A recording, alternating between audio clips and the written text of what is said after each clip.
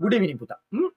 අද ඔයාලට කියලා දෙන පංච එක තමයි I poke punch. මම මේක ගැන හොඳට ඔයාලට හඳුන්වලා දෙන්න පුතා. I poke එකක් කියන්නේ poke එක කියන්නේ ඉතා සරලයිනේ. poke එක කියන්නේ ගෑරත්තුවට.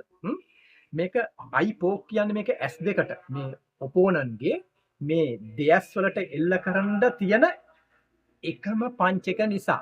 මේකෙදි මේක අත නිවැරදිව හදා ගන්න ආකාරය ඔන්න මම ඔයාලට පුතා හොඳට පෙන්නනවා. මේ හිය මෙහෙම තියෙන්න ඕන මේ ඇඟිලි දෙක මෙහෙම ඈත් වෙනවා.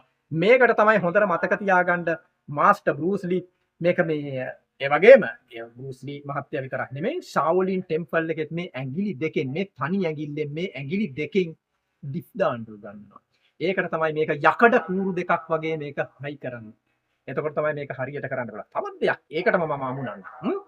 මේක ඔයාලට මම පැහැදිලිවම කියන්නම්කෝ. මාස්ටර් බෲස් ලීගේ මේන් ඇක්ෂන් එක මේකේ බ්ලොක් එක තියෙනවා. ඒක අද මම ඔයාලට කියලා දෙන්නේ නැහැ.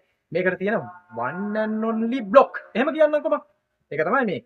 මේක ලස්සනයි මේක ෆයිටිං ස්ටාන්ස් එකක් ගොඩක් දුරට මාස්ටර් බෲස් ලී යූස් කරනවා. මම ඉතාම ප්‍රිය කරන ෆයිටිං ස්ටාන්ස් එකක්. ඒක ඉදිරියේදී මේ බ්ලොක් එකක් ඒක එන්නේ. බ්ලොක් එකත් එක්කම කියලා දෙන්නම්. මේකෙදි බලා ගන්න රයිට්. ඔන්න දැන් මම පංච එක නිවැරදිව කරන ආකාරය ගැන අද කියලා දෙනවා. දැන් මෙහෙම හිටියයි කියලා හිතන්නකෝ පුතා මේ වම් පාදය ඉස්සරහින් තියෙනවා. තියලා මේ අද කොහමද මෙතනට එනවනේ මේක මෙහෙ. මෙතන ඉඳලා යන්නේ මේ හිප් එක ළඟ ඉඳලා මේකේ එල්ල වෙන්නේ මෙතන ඉඳ යන මේ ආකාරකාරයේ හිමීට බලන්න මෙතනින් මේ S2කට.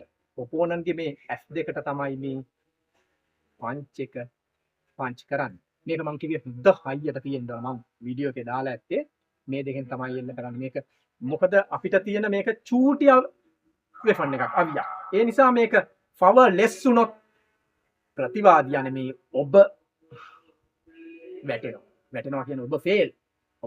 මේක හරියට power නැත්තම්. ඒ නිසා හොඳට එක්සර්සයිස් කරලා මම කිව්වා වගේ dips දාලා මේක fingers 3 finger dips කියලා තියෙනවා. dips දාලා හොඳට හුරු වෙලා මේ පංචේ කරන්න. මොනවා කළත් පුතා මතක තියාගන්න right. මොනවා කළත් මතක තියාගන්න මේවා තියෙන්නේ සුලභව යූස් කරන්න නෙමෙයි මේවා හයස්ටඩි. මම මේවා උගන්වන්න හේතුව මම ඔයාලට කියලා දෙන්න. හැමදේම කුන්ෆු වල ඉගෙන ගන්න ඕන. නිකන් එකක් දෙකක් vertical punch නැත්නම් straight farm නෙමෙයි. ඔක්කොම ඉගෙන ගන්න. හැබැයි ඔබ මේක යූස් කරන්න එපා. ඉගෙන ගන්න නිහතමානී වෙන්න. මේවා ඉගෙනගෙන නිහතමානී වෙන්න. මම පැහැදිලිවම කියන්න ගොඩක් ඉගෙන ගන්නකොට මේවා කරන්න හිතෙන්නේ නැහැ පුතා.